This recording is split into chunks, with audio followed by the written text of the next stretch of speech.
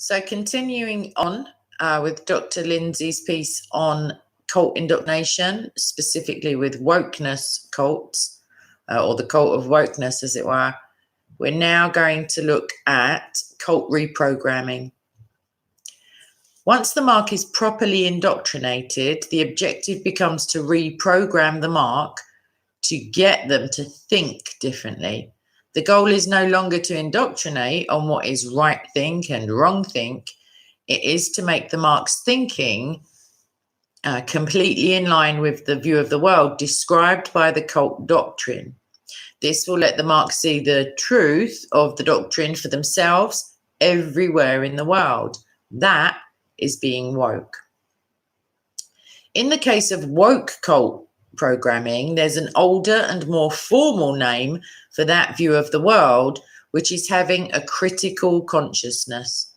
Having a critical consciousness occurs when one is able to see the problematics in everything, where problematics are any deviation or potential for deviation from the cult doctrine anywhere and in any aspect of society.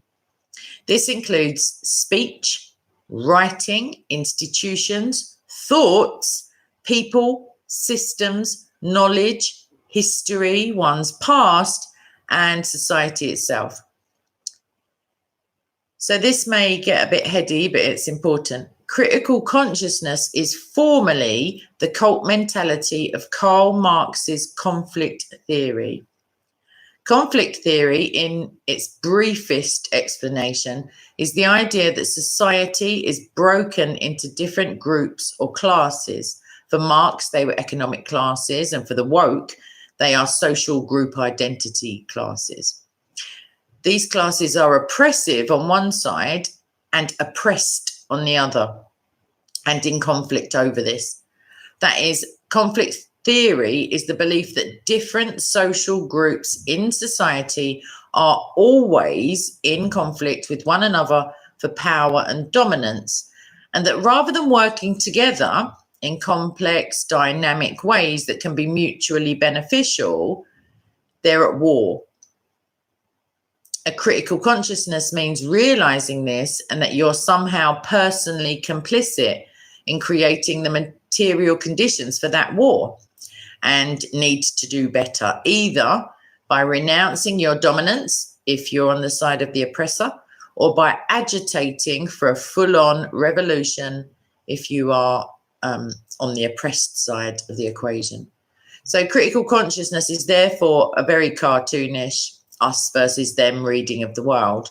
This mentality, of course, tweaks various psychological and social impulses in people as described in social identity theory, for example, and dramatically increases what's called parochial altruism.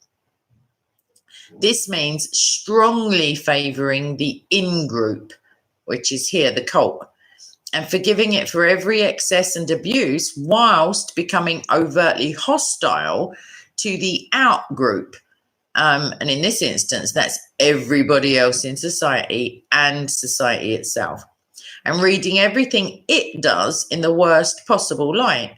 This is obviously core to the present sociological dynamic. It's also dramatically, it also dramatically increases cult commitment, adding an overtly warlike tenor to the us against them mentality, which in critical cults like wokeness is us against the world. And now we'll look at the cult mentality.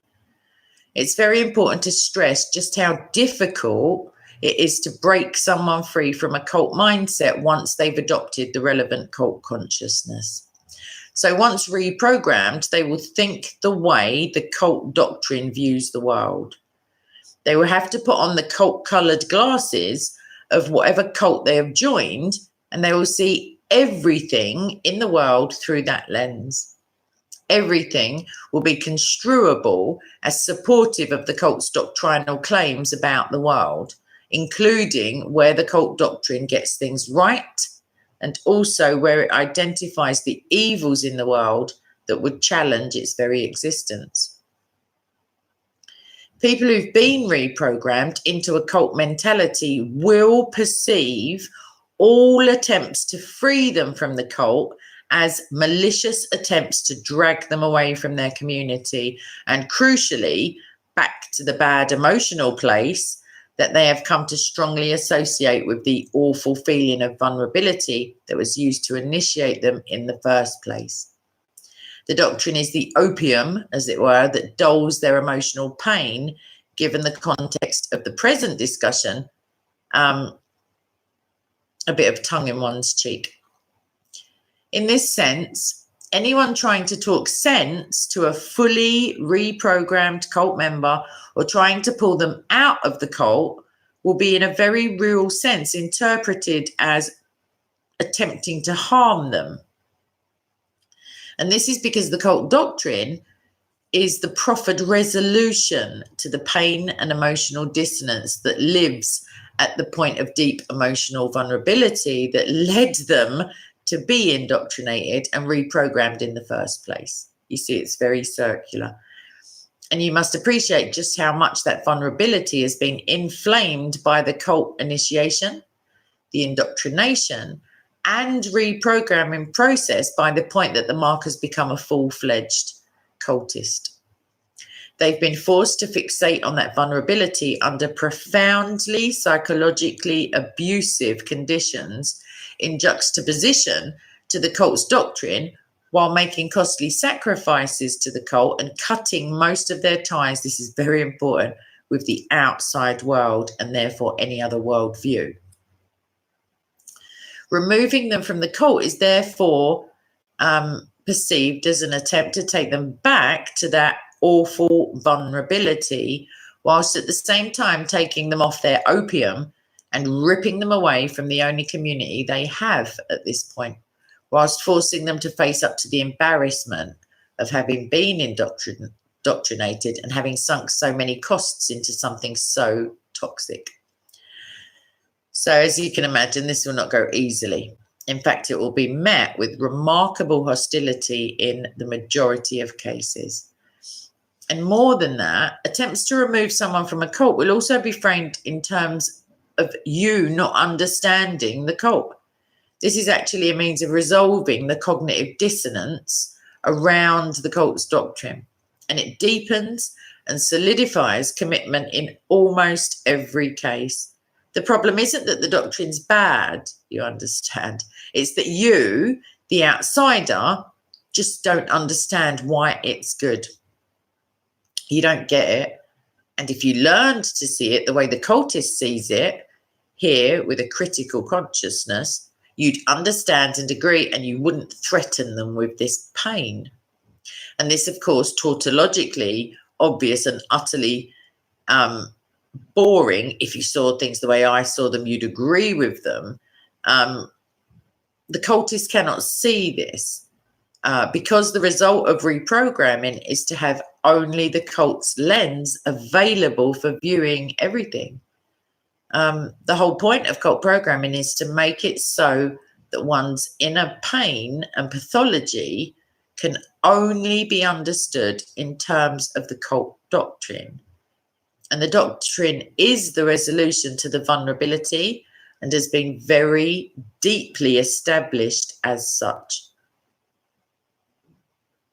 More or less all of the critical social justice literature on how we know and understand the world, the epistemology and education over the last decade, including white fragility, makes this case explicitly. Scholar after scholar makes the case that disagreement with critical social justice, i.e. woke doctrine, is only possible if you failed to engage with it properly. D'Angelo makes this case. Barbara Applebaum insists that the only legitimate disagreement with woke doctrine is to clarify one's understanding. Alison Bailey says all disagreement is an attempt to preserve one's privilege. They've got you coming and going, literally. Scholars of religious fundamentalism call this way of thinking intratextuality. For those interested, And they consider it a defining hallmark of religious fundamentalism, by the way. In the cult sense, it's only being able to interpret everything, including disagreement with the cult's doctrine, from the perspective of the cult doctrine. Of course, one can immediately appreciate how this makes the same demand on the cultist that indoctrinated and reprogrammed them in the first place. Keep reading it and read it right, and you'll know you read it right when you agree with it entirely. If you fail, you didn't understand it because you're not good enough in some way, i.e. you're not smart enough, you're not moral enough, humble enough, willing enough to do the work, etc. And you need to do better.